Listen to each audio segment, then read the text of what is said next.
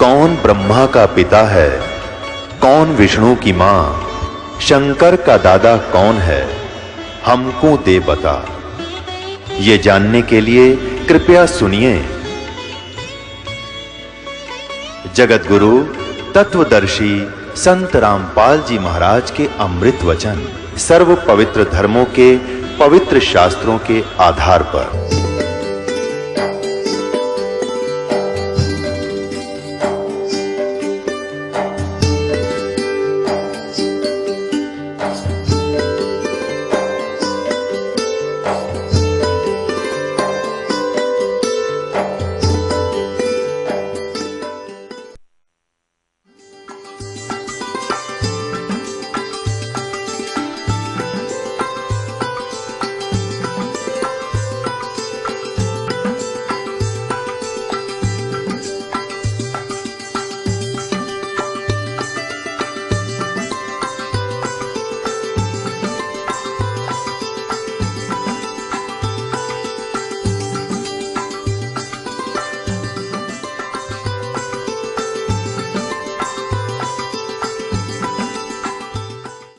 ये देखिएगा अध्याय नंबर 4 का श्लोक नंबर 34 कि उस तत्व ज्ञान को जो सच्चिदानंद घनम ब्रह्म की वाणी में है, जिसने अपने मुखारविंद से आकर बोल के उच्चारण किया, उस ब्रह्म ने उस ज्ञान को तू तत्वदर्शी ज्ञानियों के पास जाकर समझ, उनको भली भांति दंडवत प्रणाम करने से, उनकी सेवा करने से और कपट छोड़कर सरलता पूर्वक प्रश्न करने से वे परमात्म तत्व को भली भांति जानने वाले ज्ञानी महात्मा तुझे तत्व ज्ञान का उपदेश करेंगे। अब वो तत्वदर्शी संत होगा कैसा, इसकी पहचान भी अपने पवित्र सदग्रंथ इस श्रीमद् भगवत गीता जी में लिखा है 15वें अध्याय के प्रथम श्लोक में। ये देखिएगा,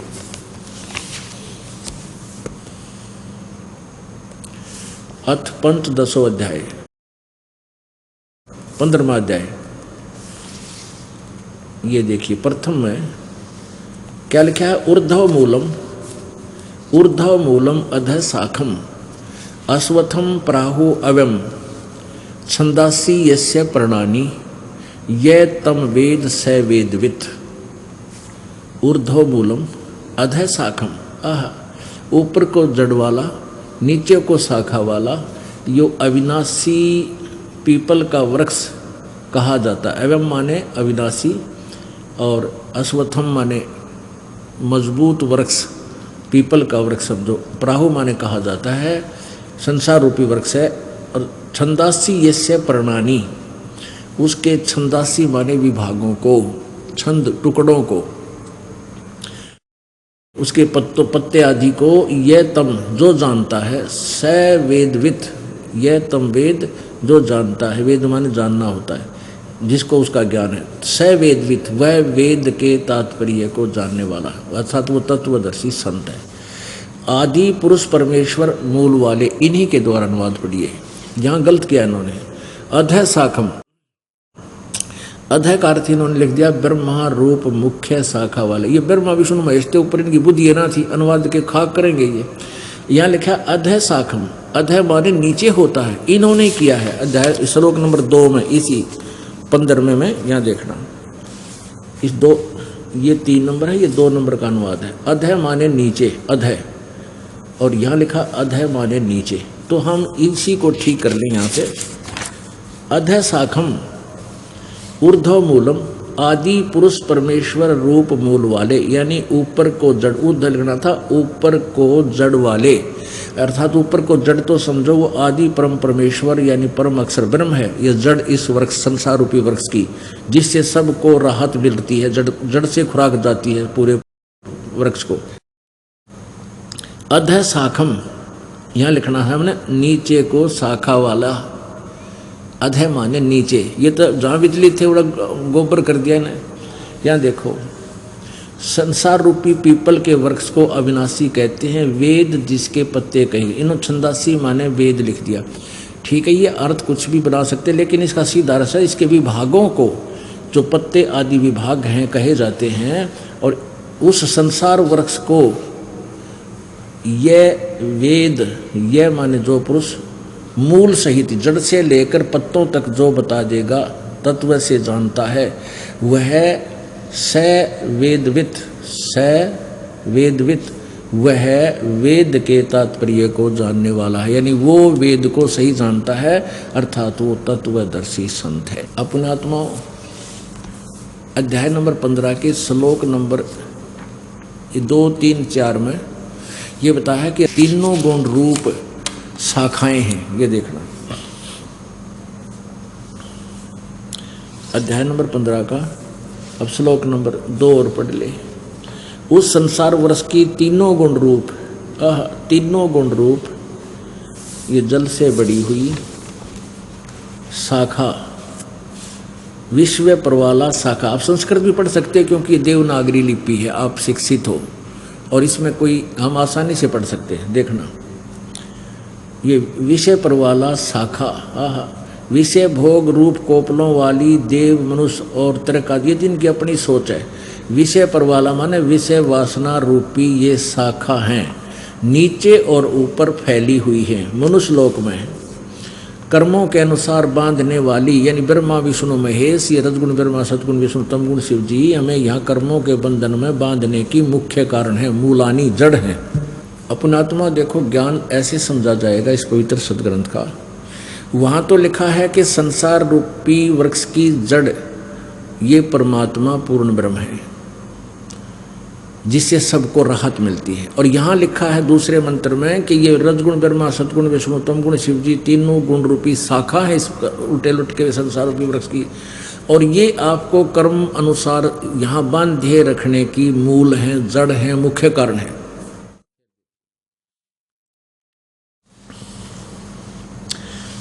ये दूसरा 15 में जाएगा। उस संसार वृक्ष की तीनों गुण रूप रजगुण ब्रह्मा सदगुण विष्णु तमगुण शिव जी रूपी जल से बड़ी हुई ये विषय परवाला शाखा, विषय कोपलों वाली यानी नीचे शाखाएं हैं, ये शाखाएं हैं नीचे और ऊपर, सर्वत्र नहीं, केवल ऊर्ध्वम, ऊर्ध्वम माने ऊपर, ऊर्ध्वम फैली हुई है मनुष्य लोक में। कर्मानुबंधनी, कर्मों के अनुसार बांधने वाली, कर्मा में फंसा कर रखने वाली, नियमित यहाँ हमें नियोजित रखने वाली, ये मूलानी यानी मुख्य कारण है। ये जड़ें हैं, हमारी जड़ है, हमें यहाँ बांधे रखने के मुख्य कारण है मूलानी।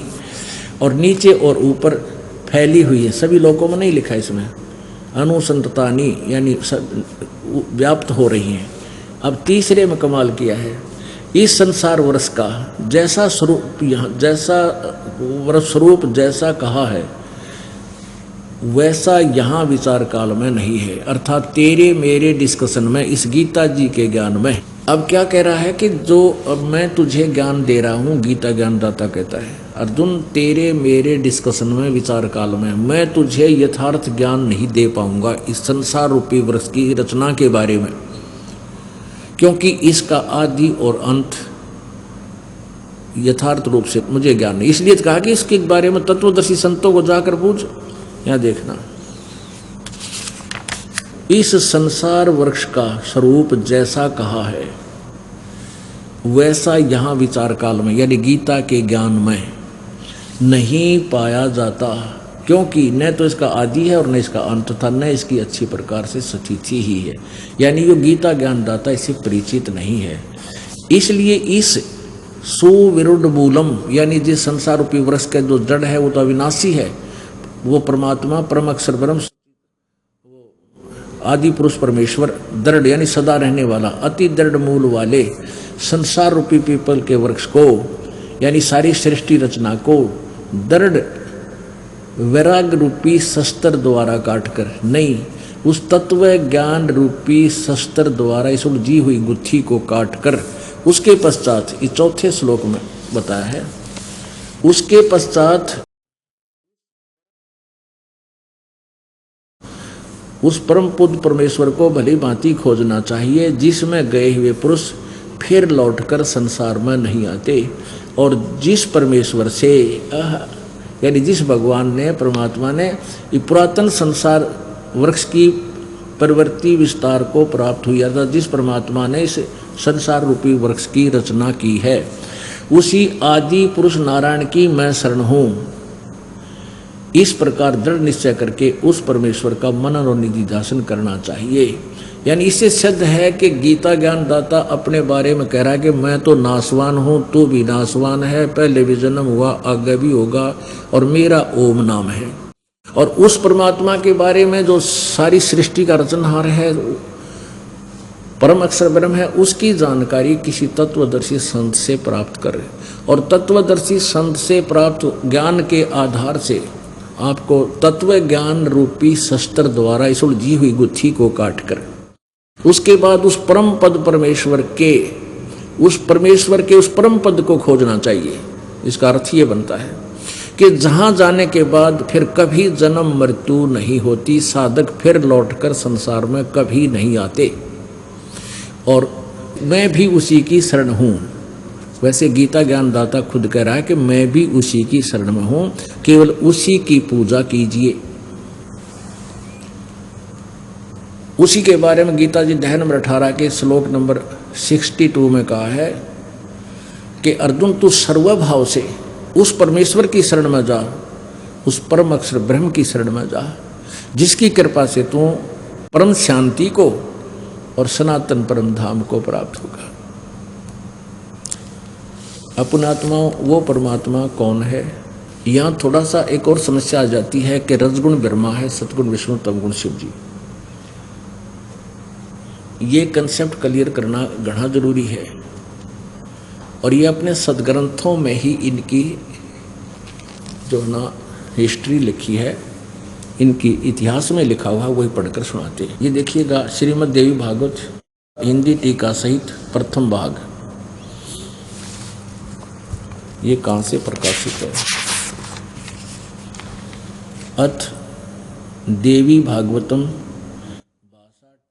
सभाष्टिकम सहमातम, यह है खेमरा श्री कृष्ण दास प्रकाशन बंबई से प्रकाशित है। इसके देखिएगा ये तीसरा सकंद यहाँ से प्रारंभ होता है। अथ श्रीमद् देवी भागवते भाषा टीका युक्ते तृतीय सकंद प्रारंभते। अब इसमें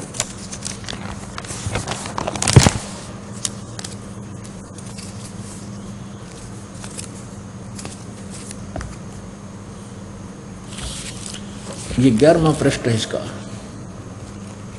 पृष्ठ नंबर 11 पर, और ये भाषा टीका सहित तृतीय सकंद अध्याय 5 में, इसके श्लोक नंबर 8 में भगवान शंकर जी कह रहे हैं अपनी दुर्गा माता को, अपनी माता दुर्गा को, हे माता, यदि हमारे ऊपर सदा आप दया युक्त हो तो हमको तमोगुण में किस प्रकार प्रदान किया है? प्रदान नहीं है, इसमें संस्कार दिखाऊंगा। मुझे तमोगुण क्यों उत्पन्न किया है, इसका अर्थ ये बनता है फिर भी। और ब्रह्मा रजोगुण और हरि सतोगुण, हरि सतोगुण युक्त किए हैं। अब यहाँ देखिएगा संस्कृत ये है, ये 7वां श्लोक समाप्त हुआ, 8वां प्रारंभ हुआ। यदि दाधर्मना न सदाम्बिके कथम अहम विहित च, कथम अहम, मुझे क्यों बना दिया, विहित माने क्यों उत्पन्न कर दिया, विहित च तमोगुण, तमोगुण है, मुझे तमोगुण क्यों उत्पन्न कर दिया। और कमल जय, कमल से उत्पन्न होने वाले ब्रह्मा को रजोगुण संभव, रजोगुण क्यों बना दिया, क्यों उत्पन्न कर दिया। और सुवित है किमो सतोगुण हरि, और विष्णु जी को आपने सतोगुण क्यों बना दिया। इति सिद्धम के रजगुण ब्रह्मा है, सतगुण विष्णु, तमगुण शिव जी।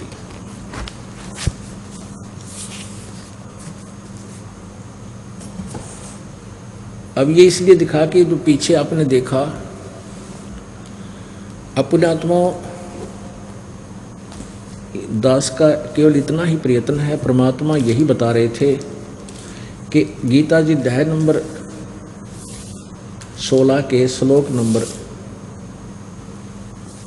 23 में लिखा है कि शास्त्र विधि को त्याग कर जो मनमाना आचरण कर, शास्त्र विधि को त्याग कर जो मनमाना आचरण करते हैं उनकी ना तो सुख होता है, ना उनकी गति होती है, और ना ही उनको कोई सुख होता है। ने उनकी कोई सिद्धि प्राप्त होती है, अर्थात यूजलेस। अब ये प्रसंग यहाँ से शुरू हुआ था कि न तो ब्रह्मा जी को ज्ञान है, न विष्णु जी को ज्ञान है, न शिव जी को ज्ञान है।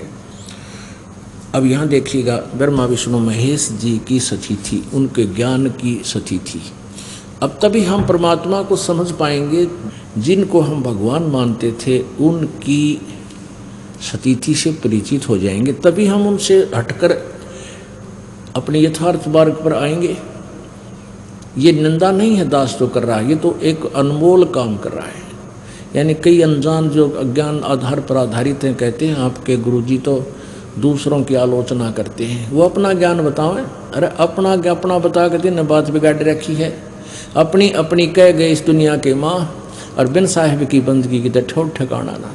हम निंदा नहीं करते, हम सदग्रंथों को आपके रूबरू कर रहे हैं, और सदग्रंथों में जो लिखा है उनको आप सच्चा मानते हो, क्योंकि जो आपके गुरुजी थे वो यही बताते थे कि हम ये ज्ञान पुराणों से आपको बता रहे हैं, वेदों से बता रहे हैं, गीता जी से बता रहे हैं। आज उन्हीं को हम फिर पढ़ रहे हैं, वही इतनी सी बात है। देखिएगा श्रीमद् देवी भागवत,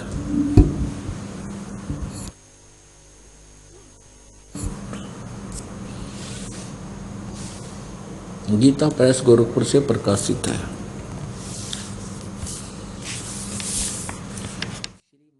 श्रीमद् देवी भागवत, संपादक हनुमान प्रसाद पोदार चिमनलाल गोस्वामी। और ये कहाँ से प्रकाशित है? मुद्रक एवं प्रकाशक हैं गीता प्रेस गोरखपुर, गोविंद भवन कार्यालय कोलकाता का संस्थान। यहाँ देखिए 28 पृष्ठ पे पहला स्कंद, ये प्रथम स्कंद, पहला स्कंद, प्रश्न नंबर 28 पर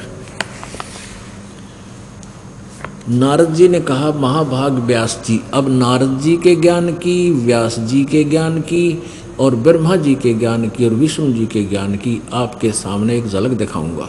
नारद जी ने कहा, महाभाग व्यास जी, तुम इस विषय में जो पूछ रहे हो ठीक यही प्रश्न मेरे पिताजी ने भगवान श्री हरि से किया था। किससे? विष्णु जी से। अब देवा अधिदेव भगवान जगत के स्वामी हैं, और लक्ष्मी जी उनकी सेवा में उपस्थित रहती है।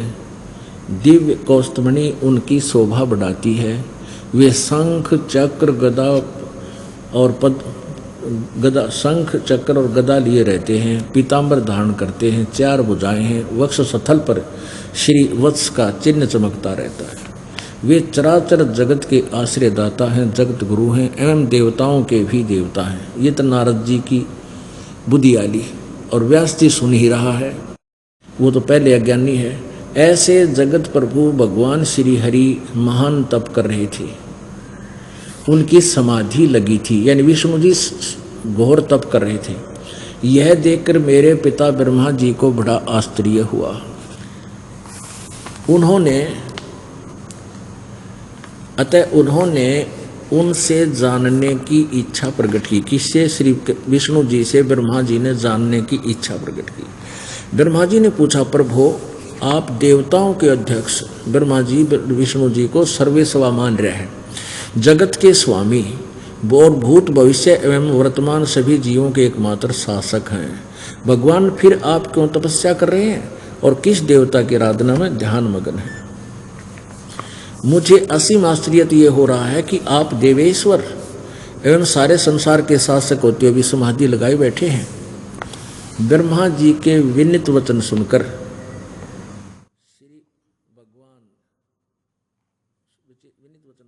भगवान श्री हरि उनसे कहने लगे, ब्रह्मन सावधान होकर सुनो, मैं अपने मन का विचार व्यक्त करता हूँ। विष्णु जी का ज्ञान सुनना ही। देवता, दानव और मानव सब यही जानते हैं कि तुम सृष्टि करते हो, मैं पालन करता हूँ, और शंकर संहार किया करते हैं। किंतु फिर भी वेद के पारगामी पुरुष अपनी युक्ति से यह सिद्ध करते हैं कि रचने, पालने और संहार करने की यह योग्यता जो हमें मिली है, इसकी अधिष्ठात्री शक्ति देवी है, यानी दुर्गा है। वे कहते हैं, आगे चलो, सुवर्त प्रत्यक्ष और परोक्ष दोनों उदाहरण में तुम्हारे सामने रखता हूँ, सुनो। यह निश्चित है कि उस शक्ति के अधीन होकर ही मैं इस शेष नाग की सैया पर सोता और सृष्टि करने का अवसर आते ही जाग जाता हूँ। मैं सदा तप करने में लगा रहता हूँ। उस शक्ति के शासन से कभी मुक्त नहीं रह सकता। कभी अवसर मिला तो लक्ष्मी के साथ सुखपूर्वक समय बिताने का सौभाग्य प्राप्त होता है। मैं कभी तो दानवों के साथ युद्ध करता हूँ। अखिल जगत को भय पहुँचाने वाले दैत्यों के विकराल शरीरों को शांत करना मेरा परम कर्तव्य हो जाता है। और मुझे उस शक्ति के यानी दुर्गा के अधीन होकर रहना पड़ता है। मुझे सब प्रकार से शक्ति यानी दुर्गा के अधीन होकर रहना पड़ता है। उन भगवती शक्ति का यानी दुर्गा का मैं निरंतर ध्यान किया करता हूँ। ब्रह्मा जी, मेरी जानकारी में इन भगवती शक्ति से बढ़कर दूसरे कोई देवता नहीं, कोई भगवान नहीं है। आलिया विष्णु जी के ज्ञान का ओढ़ विष्णु जी का है, मैं दुर्गा से ऊपर किसी भगवान को नहीं जानता। मेरी जानकारी में दुर्गा सुप्रीम पावर है, सुप्रीम गॉड है, मैं इसकी पूजा करता हूँ। अपने आत्माओं, एक तो ये देख लो, परमात्मा पहले कहा करते थे, भाई तन दर सुखिया कोई न देखा, जो देखा सो दुखिया हो। उदय अस्त की बात करते हैं, मन सबका किया विवेक का हो, सबका किया विवेक का हो। क्या बताते थे भाई, साच कहूँ तो जग ना माने, पर झूठ कही ना जाई हो। साच कहूँ तो जग ना माने, पर झूठ कही ना जाई हो। ब्रह्मा विष्णु ये शिव जी दुखिया, जिन ये राह चलाई हो, जिन ये राह चलाई हो। परमात्मा 600 वर्ष पहले कहा करते रहे, ब्रह्मा विष्णु में सुखी नहीं, तुम इनकी पूजा करके सुख की आशा इनसे करते हो। थारी आंख फूट रही है ज्ञान वाली।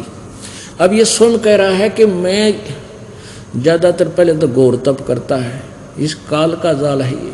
इस तप करने से इनमें सिद्धि आ जाती है, इनकी बैटरी चार्ज हो जाती है, और फिर ये राक्षसों को मारते हैं, जाकर उस सिद्धि शक्ति से लड़ते हैं, और फिर उस पाप के को इनके बैड अकाउंट में लिख देता है। ये काल है, सारा जीवन बर्बाद कर देते हैं ये ब्रह्मा विष्णु में। क्यों? बड़ी घनी पुण्यात्मा, विशेष पुण्य संग्रह जिन आत्माओं का होता है उनको ये पद दे देता है, राज्य पद है ये। और जितना उच्च राज्य पद प्राप्त होगा उतना ही पाप का भागी इस काल के जाल में जीव गणा होगा। ये राज्य था 10 दिन का और करोड़ों वर्षों का नरक, फिर गदार कुत्ता कमर टूटेगी, काग खाएंगे, फिर कुत्ता बन के कीड़े पड़ेंगे, वो पाप रहेंगे न्यारे, वो इसको भोगने पड़ेंगे। अब ये खुद स्वीकार करते हैं कि मैंने मुश्किल से कभी कोई टाइम थोड़ा बहुत मिलता है तो लक्ष्मी जी के पास थोड़ा बहुत समय बिताता हूँ, नहीं तो मैं ज़्यादातर तप करता हूँ, फिर युद्ध करता रहता हूँ। और भगवान 600 साल पहले बताया करते परमात्मा, उसकी बात हमारा जची कोई ना, क्योंकि इन अज्ञानिया ने हमारे अंदर अज्ञान इतना ठोक दिया था, उस झूठ को सच्ची जता रखी थी।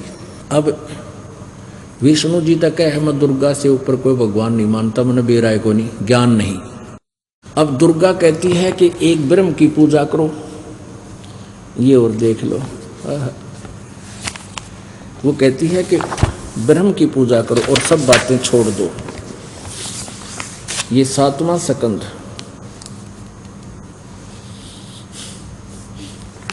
और प्रश्न नंबर 562 पे संक्षिप्त देवी भागवत। देवी के द्वारा हिमालय को ज्ञानोपदेश, ब्रह्म स्वरूप का वर्णन। श्री देवी जी कहने लगी, पर्वतराज ये हिमालय को ज्ञान दे रही है, हम यहाँ है उस ब्रह्म स्वरूप का वर्णन, हम ब्रह्म का स्वरूप ही पढ़ेंगे। इसने अपने बारे में थोड़ा लिखा, लेकिन वास्तविकता ये बता दी यहाँ पर उस ब्रह्म का क्या स्वरूप है यह बतलाया जाता है, जो प्रकाश रूप सबके अत्यंत समीप में स्थित गुह है। हृदय रूप गुहा में स्थित होने के कारण गुहाचर नाम से प्रसिद्ध है और महान पद अर्थात परम प्राप्य है। वह समस्त प्रजा के ज्ञान से परे है, अर्थात किसी की बुद्धि में आने वाला नहीं है, यह तुम जानो। जो परम अक्षर रूप है, जो सूक्ष्म से भी अत्यंत सूक्ष्म है, जिसमें संपूर्ण लोक और इन लोकों में विनिवास करने वाले प्राणी सतीत हैं, वही यह अक्षर ब्रह्म है, वही सबके प्राण है, वही सबकी वाणी है और वही सबके मन है। वह यह परम सत्य और अमृत अविनाशी तत्व है। यानी ब्रह्म को कदे अक्षर परम कह रही है, क्योंकि इसको भी ज्ञान नहीं है दुर्गा को। और उस वेदने योग्य लक्ष्य का तुम वेदन करो, मन लगाकर उसमें तन्मय हो जाओ। सौम्य उपनिषद में कथित महान अक्षर रूप धनुष लेकर उस पर उपासना द्वारा तीक्ष्ण किया हुआ बाण संधान करो और फिर भावानुगत चित्त के द्वारा उस बाण को खींचकर उस अक्षर रूप ब्रह्म को ही लक्ष्य बनाकर वेदन करो। परवण उसका नाम है, यानी ओम तो मंत्र धनुष है, जीवात्मा साधना करती है वो बाण है, और ब्रह्म उसका उद्देश्य है, ब्रह्म लक्ष्य कहा जाता है। यहाँ देखिएगा, उस एकमात्र परमात्मा को ही जाने, दूसरी सब बातें छोड़ दो। और उस एकमात्र ब्रह्म को ही जाने, दूसरी सब बातों को छोड़ दे। यानी और किसी भी देव की पूजा नहीं करनी, अपनी को भी मना करती है ये। यही अमृत रूप परमात्मा के पास पहुंचाने वाला पुल है। संसार समुद्र से पार होकर अमृत स्वरूप परमात्मा को प्राप्त कराने का यही सुलभ साधन है। जिस प्रकार रथ के चक्कर मारे लगे, यहाँ देखो, इस आत्मा का ओम के जप के साथ ध्यान करो। ओह, कि उस परमात्मा की भक्ति केवल ओम का नाम से जाप करो। इससे अज्ञान में अंधकार से सर्वथा परे, संसार समुद्र से उस पार जो ब्रह्म है उसको पा जाओगे, तुम्हारा कल्याण हो। अब यहाँ क्या बताया है कि वह ब्रह्म 563 पृष्ठ पे, 563 पृष्ठ पे, वह यह सबका आत्मा ब्रह्म ब्रह्मलोक रूप दिव्य आकाश में स्थित है, वहाँ पर रहता है, वहाँ उसका निवास है ब्रह्मलोक में। और पुण्यात्माओं, गीता जी अध्याय नंबर 8 के श्लोक नंबर 16 में लिखा है कि ब्रह्मलोक पर्यंत ये सभी पुनर्वर्ती में है, इनका वहाँ गए हुए प्राणी भी फिर जन्म मृत्यु में आते हैं। ये है श्रीमद् भगवत गीता अध्याय नंबर 8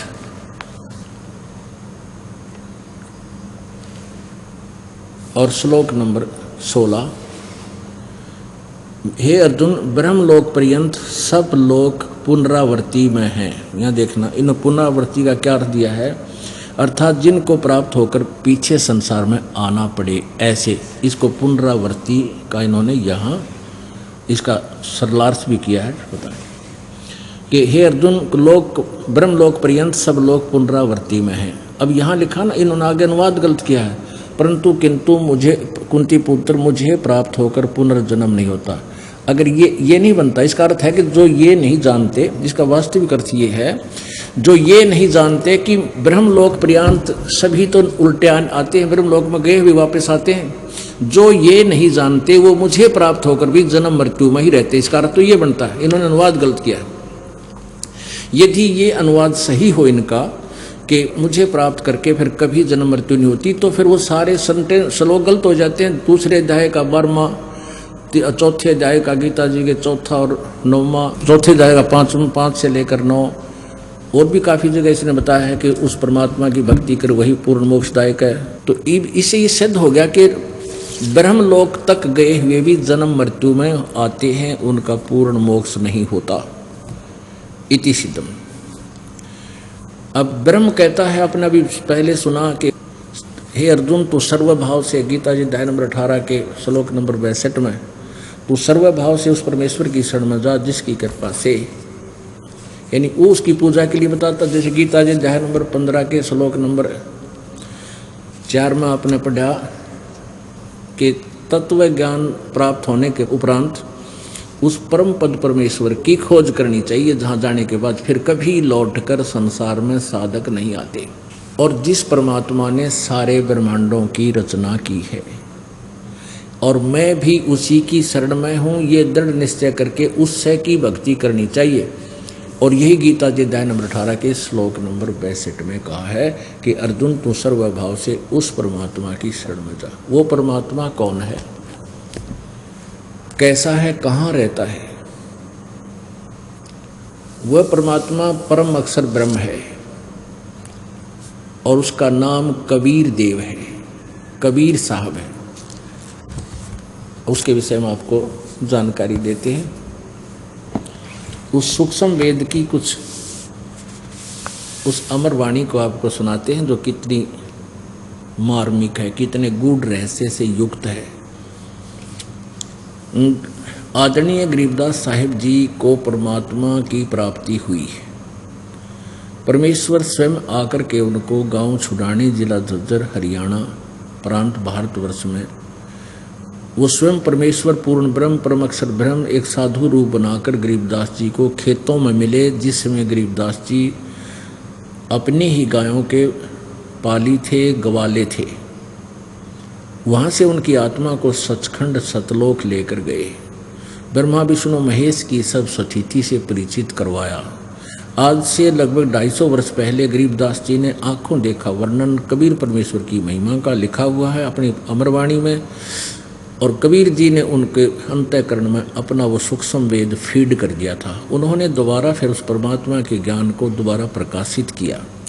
कस्तूरी नाम कबीर है, बिन छेड़े मैं कंते, आदि अंत की कहते हूँ, पटतर कोई न सुनते।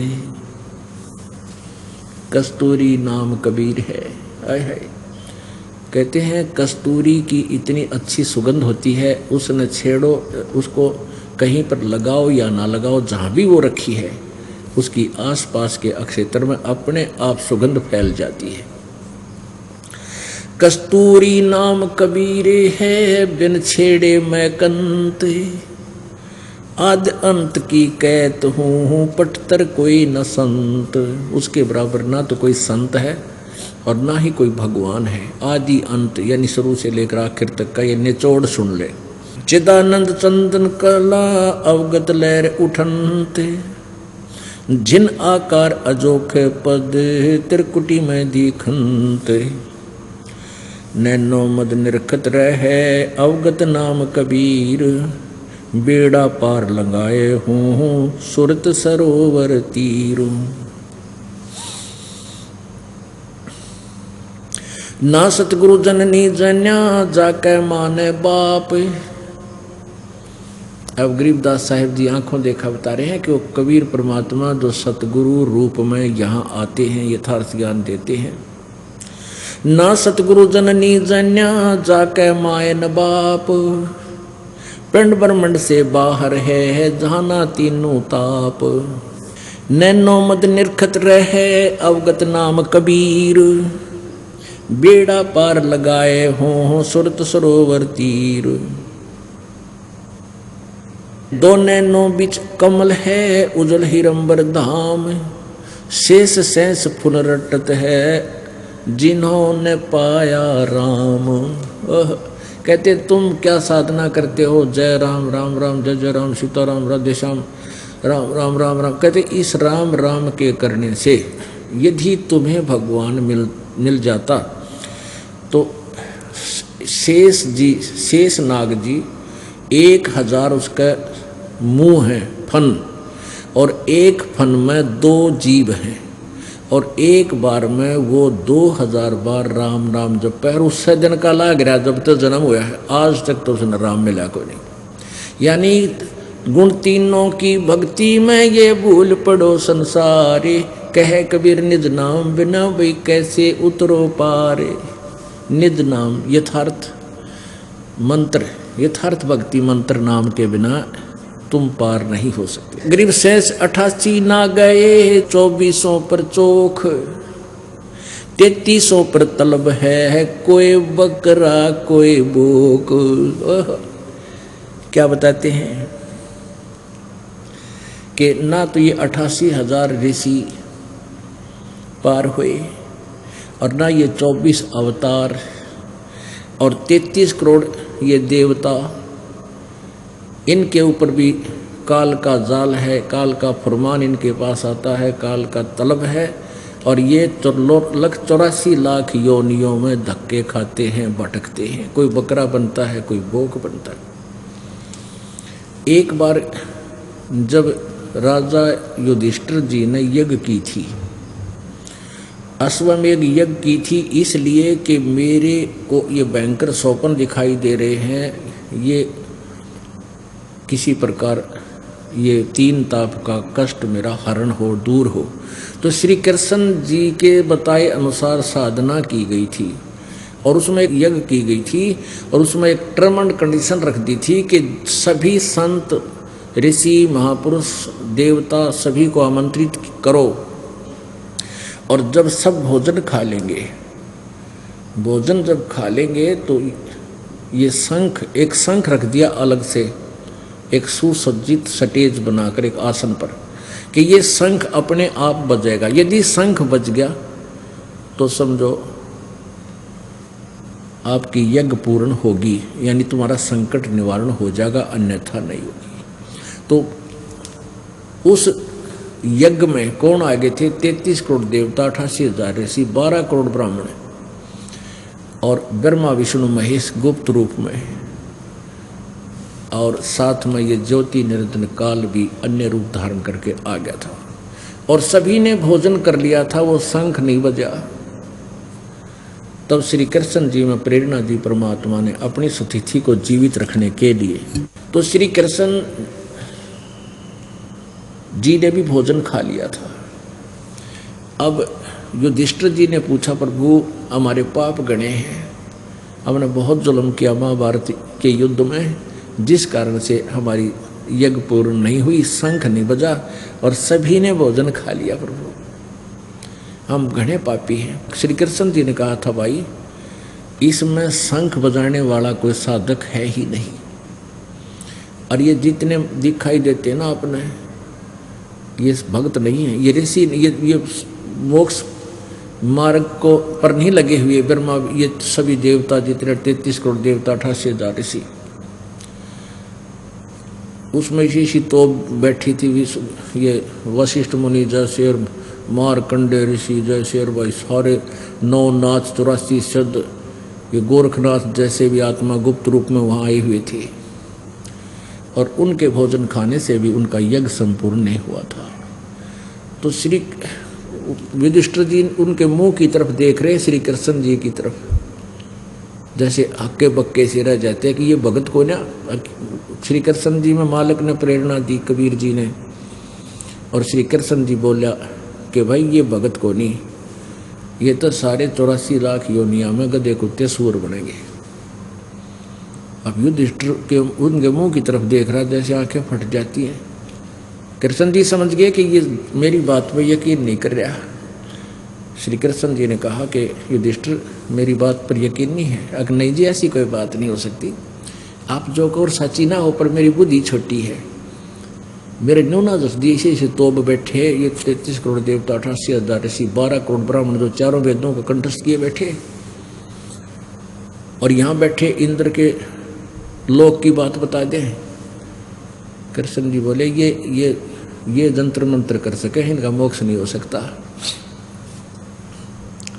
तब ना यकीन होता दिखा तो श्री कृष्ण जी ने अपना आशीर्वाद हाथ वो वहाँ पर वर्तमान सभी ऊंचे ऊंचे आसन पर बैठे नो जच का कति ना धोकर एक गच अच्छा भोजन खाना था, तो यूँ बैठे उनको यूँ हाथ कर दिया सबकी तरफ एक बार, और फिर कहा कि देख युधिष्ठिर, इनकी आगे आने वाले जन्मों की सतिथि, कोई तो बकरा बना खड़ा अपने आसन पर, कोई गधा बना खड़ा, कोई कुत्ता, कोई केचुआ, कोई सांप, कोई किसी प्रकार के, हर प्रकार के उनके अलग अलग से, कोई कई एक ही प्रकार की योनि प्राप्त करेंगे ऐसे उनके। अब युधिष्ठिर जी ने जब ये देखा, आंखें बंद कर ली और कहा, भगवान इस लीला ने रोको, इस लीला को रोको। श्री कृष्ण जी बोला, लीला को नया सच्चाई है,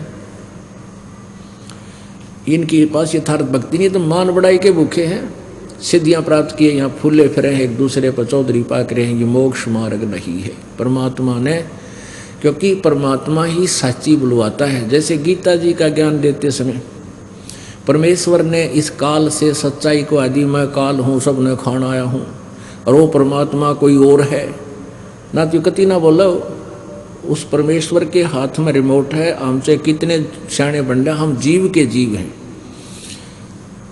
तो इसलिए उसने बुलवा दिया ना, तो कति ना बताओ इतने दिन हो गए इसना कबाड़ कर रखा, अंधेरे में डाल रखे थे।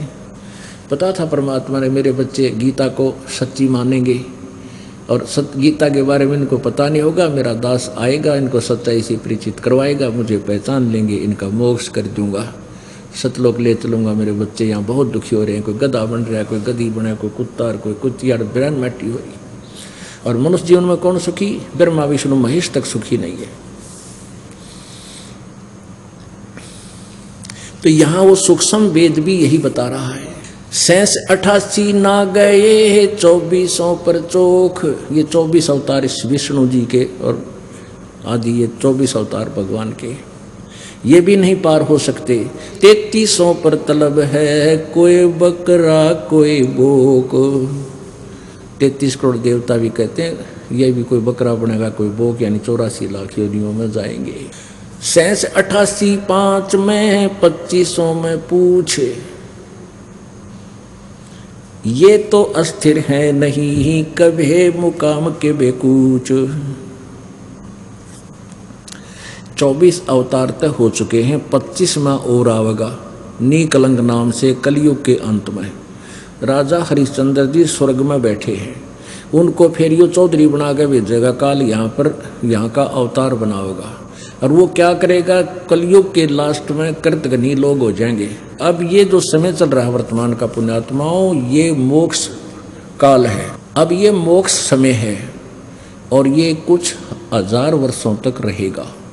एक बार फिर पुनः स्थिति ऐसी आएगी पृथ्वी पर जैसे सतयुग में हुआ करता था, क्योंकि सब मार धाड़ कर रहे हैं, हर चोरी लूटी खसोटी माया जोड़न की होड़ लाग रही है, किसी का बरकत नहीं, किसी को शांति नहीं, सबकी दुर्गति दूने दुख।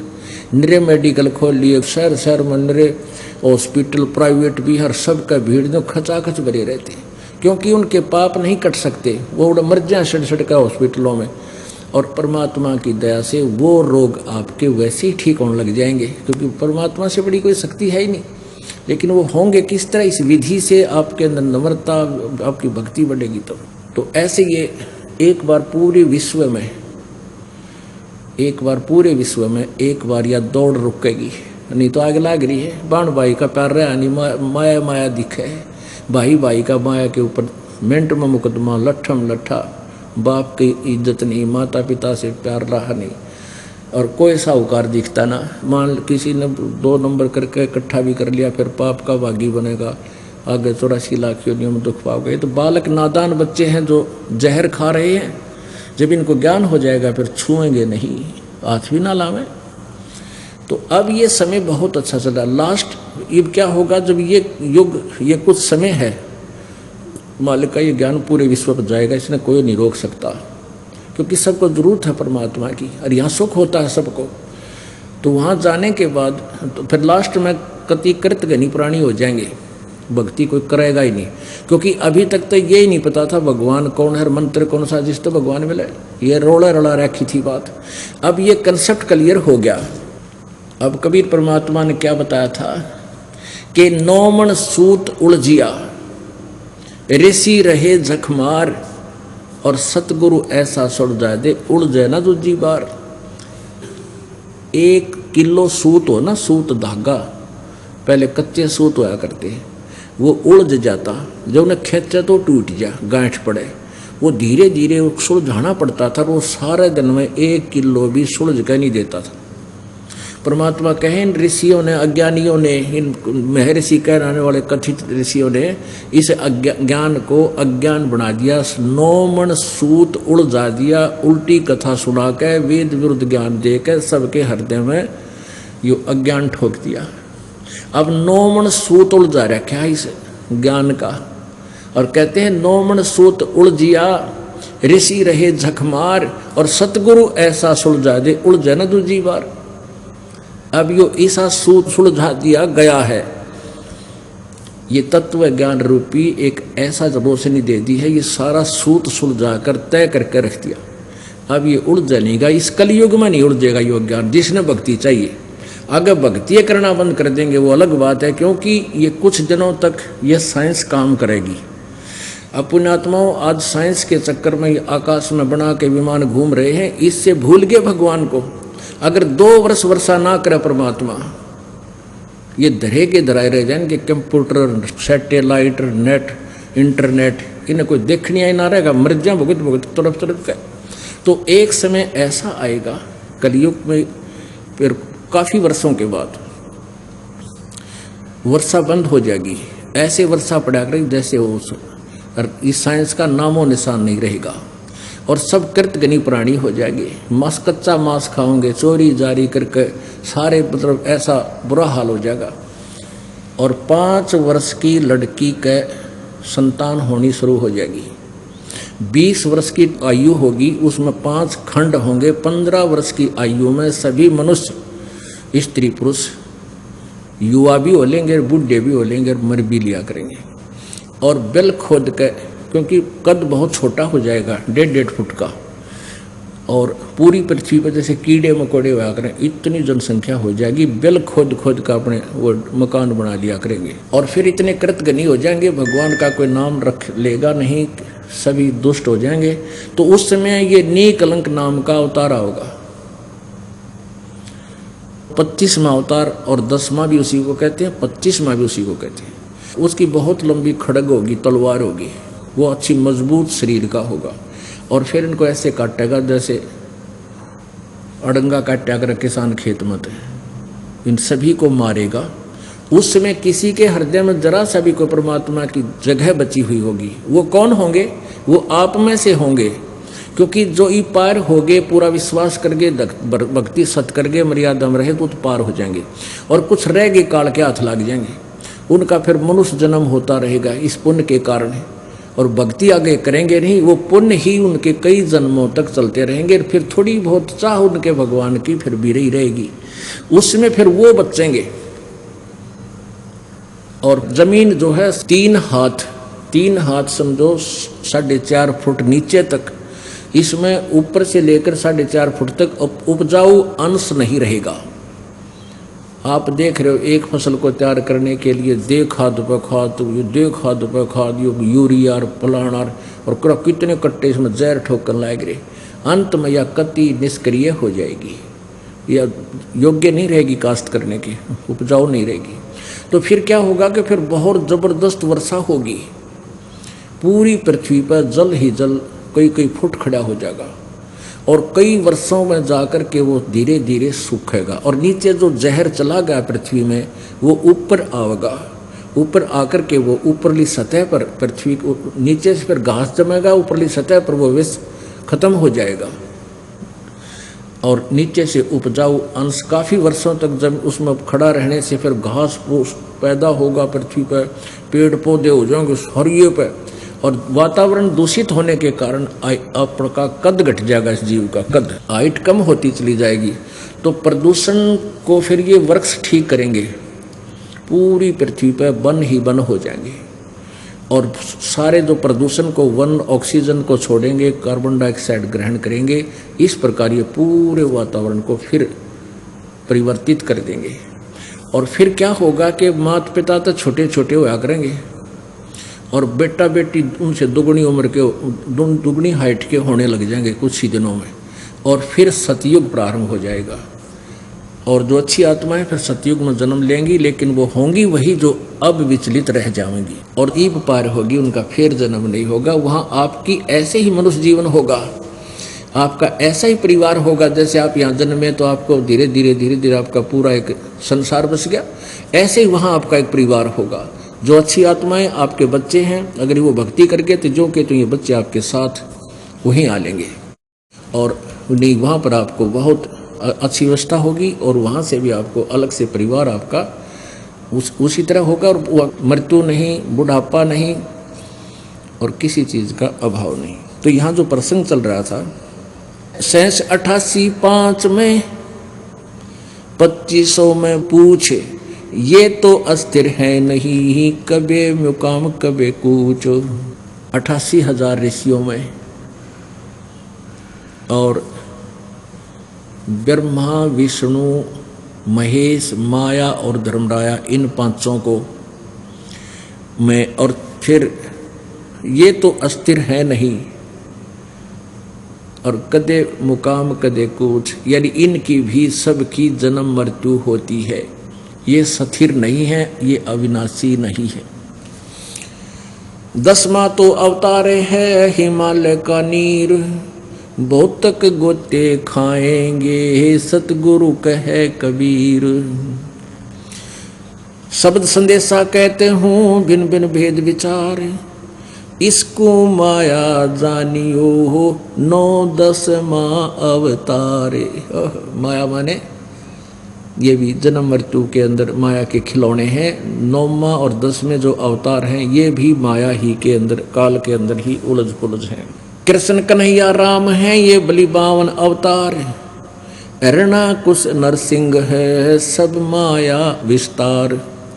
वो तो अचल अनूप है नूरी दे शरीर, वो परमात्मा और है जिसका नूरी शरीर है, तेजो में शरीर है, तेज पुंज का शरीर है।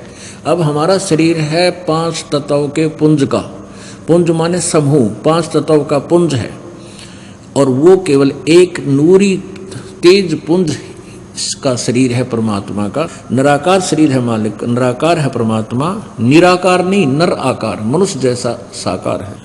धरता को करता कहें बड़ा अंदेशा मोहे, पारस पद भेंटा नहीं जिसको कहिए लोए। लोक अलोक द्वीप सब पूर्ण पद प्रकाश, धौल धरनी सब जावेंगे थिर रैसी आकाश। घट में शोक से लक्षलाइए सूतक बड़ा अंधेरे, ये दम गिनती के दिए भाई फेर सको तो फेर। है निचोड़ कर दिया सारे ज्ञान का। क्या बताते हैं कि घट में सूतक बढ़िया, सब के अंदर जो ना शोक सिलसिला, ये सूतक बढ़िया अंधेरे। अब सूतक पातक बोलते हैं, सूतक कहें किसी का खुशी होगी बालक हो गया, और पातक कहें मृत्यु हो जा। कहते हैं दुख और गम ये तो यहाँ आपके सदा बने रहेंगे थोड़े बहुत, और ये दम गिनती के दिए भाई फेर सके तो फेर। ये गिन के मनुष्य जीवन दे रखा आपको, आपके श्वासों की गिनती करके आपका जीवन निर्धारित किया हुआ है। और एक मनुष्य के श्वास की कितनी कीमत है। होय होय कहता हूँ कई जात हूँ कहूँ बजा कर ढोल, और श्वास जो बिना नाम के जात है, ये 3 लोक का मोल, कबीर जी कहते हैं। अब क्या बताते हैं कि घट में शोक सिलसिला और सूतक बढ़ा अंधेर, ये दम गिनती कीजिए तो फेर से कहते फेर। अब कोई कहता जी मैंने नाम ना जपया 2 दिन, क्यों नहीं जपया भाई? अब टेंशन सी होगी थी। अच्छा भाई टेंशन में नाम मत छोड़ा, तने रोटी खानी छोड़ी ना, पानी पीना छोड़ा ना भाई, और टाइम लगा जब सिनेमा भी देखा तने है तेरा गजब भैया। और छोटी मोटी, क्योंकि आप बहुत ज़्यादा पाप से ग्रस्त हैं। धीरे धीरे जैसे कपड़ा घना मैला हो गया, एक बार साबुन लाया तो थोड़ा सा कुछ दिखेगा, अखाई साफ होने लग गया, फिर 2 बार 3 बार 4 बार साबुन सुबुन लाने से फिर उज्जवल होगा।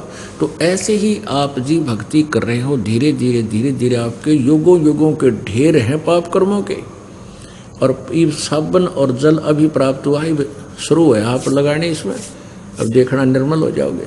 तो इस दौरान, अब जैसे इस दौरान जो जीवन है आपका, इसमें थोड़ी बहुत ठूठा बनी रहा करे, और भक्ति नहीं छोड़नी चाहिए। भक्ति करें पार पड़ेगी, नहीं तो फिर भक्ति छूट गई और ये तो और ज़्यादा बढ़ जाएंगे चूँचात है। एक समय एक दरोगा जी घोड़ी पर चढ़ा जा था, कहीं आ रहा था SHO, और गर्मियों के का समय मौसम था, उस घोड़ी को भी प्यास लग आई और खुद को भी बहुत जोर की प्यास लग रही। एक किसान रहट के द्वारा पानी निकाल रहा था, सिंचाई कर रहा था अपने खेत में। पहले रहट होते थे, पुली सी लगाई जाती थी, ऊपर पुली के ऊपर चैन के ऊपर बाल्टियां वेल्ड करके नीचे से भरकर आती थी, वह पुली घुमाई जाती थी बैलों के द्वारा, जैसे कोल्लू घुमाया करें। तो पहले इसे जुगाड़ होया करते, एक लंबा सा लठ लेकर उसकी पाठ बनाया करते, कोल्लू में डालकर वो सारा जुगाड़ को में, तो वो पुली चर्रक करे जो वो चाल है, कुछ कोल्लू चर्र चूँ वो ऐसे चलता था, नीचे तो पानी भर का आता तो लोड में वो पुली में चूं चर ये होती रहती थी। अब दरोगा जी ने देखा कि सामने पानी निकल रहा है, वहाँ पानी मैं भी पीऊँगा और अपनी घोड़ी को भी पियाऊँगा। और घोड़ी पर चढ़ा और उसके निकट आया तो घोड़ी उस रेट्स के चलने से वो चूं चूं जो हो रही थी, ची चूं चूं चल रही थी, उसने बिदक गई और बिदक कर दूर बाज गई। दरोगा जी गुस्से में कहने लगे, रहो रेट वाले, इस चूं चूं को बंद कर, मेरी घोड़ी डरती है। उसने रेट रोक दिया, बैल रोक दिए तो चूं चूं खत्म होगी, तो गिल्ला पानी खत्म हो गया, क्योंकि चूं चूं तो चल रहा था वो पानी तो। और वो आगे खेतों में सूखे खेत थे, साथ पी रहे थे जल, तो घोड़ी निकट लेकर आया तो जल नहीं पाया। दरोगा जी कहने लगा, वो जल निकाल। उसने फिर बैल आंक दिया, फिर चूं चूं हुई तो घोड़ी फिर 1 किला दूर जा खड़ी हुई। ऊपर दरोगा जी उसने कहा, रे चूं चूं को रोक। उसने फिर बैल रोक दिए और फिर निकट आया, कहने लगा पानी निकालो। पानी निकालने के लिए फिर चूं चूं, वो अब घोड़ी फिर बाज गई। अब वो किसान बोला, दरोगा जी इस चूं चूं में पी गए तो पी गए ना, दोनों मरोगे तुम। तो भैया संसारिक जो टेंशन पेंशन थोड़ी बहुत चूं चूं हो जाएगी, लेकिन इस राम नाम ने पिए जाइयो ना तो बिरन मट्टी हो जाएगी। बोलो सतगुरुदेव।